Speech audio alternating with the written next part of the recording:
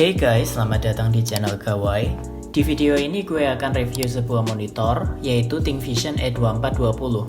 Saat dirilis akhir tahun 2020, ThinkVision E2420 sempat goib, bahkan sampai ke penghujung tahun, sampai akhirnya kembali tersedia pas awal 2021, yang akhirnya bisa gue beli di akhir Januari lalu. Monitor ini bentang layarnya 24 inci dengan resolusi 1080x1920. Buat gue yang sebelumnya pakai monitor 16 inci beresolusi 720, emang perbedaan ukuran layarnya ini kerasa sih.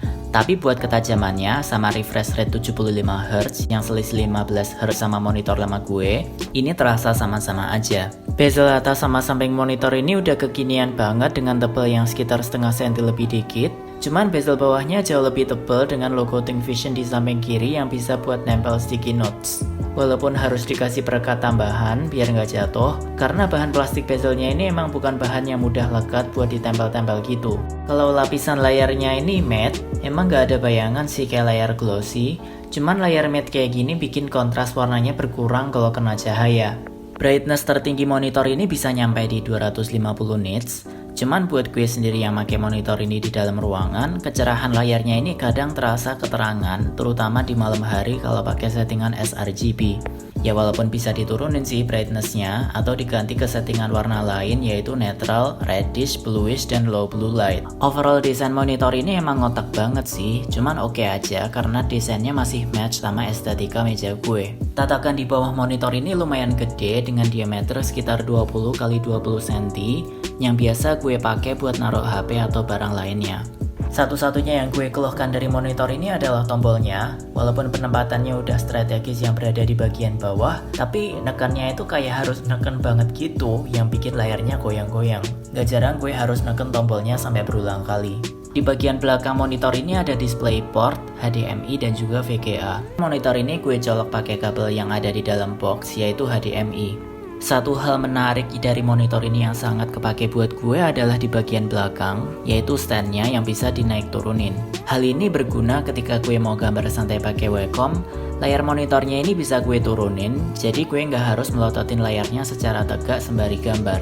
Atau ketika mau dipakai buat hal yang serius, misalnya ngedit video atau ngetik, layar monitornya ini bisa gue naikin biar gue nggak bungkuk dan bisa lebih serius. Selain itu sih layarnya ini bisa diputar 90 derajat ke kanan ataupun kiri. Ya walaupun nggak gue coba di sini karena build quality angle-nya yang buat motor ini kayak kurang meyakinkan gitu. Monitor ini berpanel IPS dengan color coverage 72 ntsc, kontras rasio 1000:1, dan color depth 8 bit. Ketika gue gambar di Illustrator atau Photoshop dan gue pindah gambarnya ke handphone sih warnanya terlihat sama aja. Cuman kalau kalian pengen tahu pengetesan warnanya secara lengkap bisa cek video GTID yang gue kasih link di deskripsi. Oh iya, hampir lupa. Di bagian bawah monitor ini juga ada speaker yang ada di kanan dan kiri. Walaupun hampir nggak pernah kepake buat gue karena suaranya ini nggak enak aja didengar.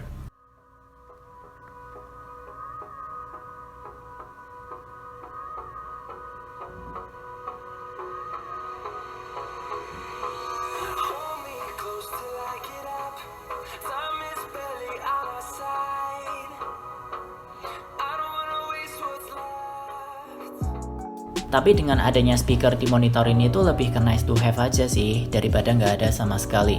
Nah kesimpulannya, keunggulan dan suatu hal yang bikin gue beli ThinkVision E2420 dibandingkan merek lain yang ada di range harganya terletak pada stand di belakang. Jujur itu kepake banget sih, karena dengan stand itu gue bisa mindahin posisi monitornya sesuai yang gue mau.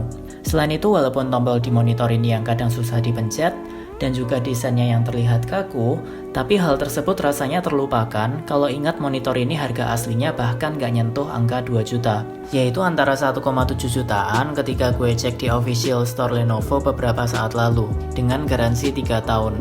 Sayangnya ketika gue cek kembali di marketplace di saat video ini dibuat, ternyata barangnya goib lagi guys, alias kosong. Ya ada sih yang resell beberapa cuma dengan harga yang lebih tinggi. Dan segitu dulu videonya.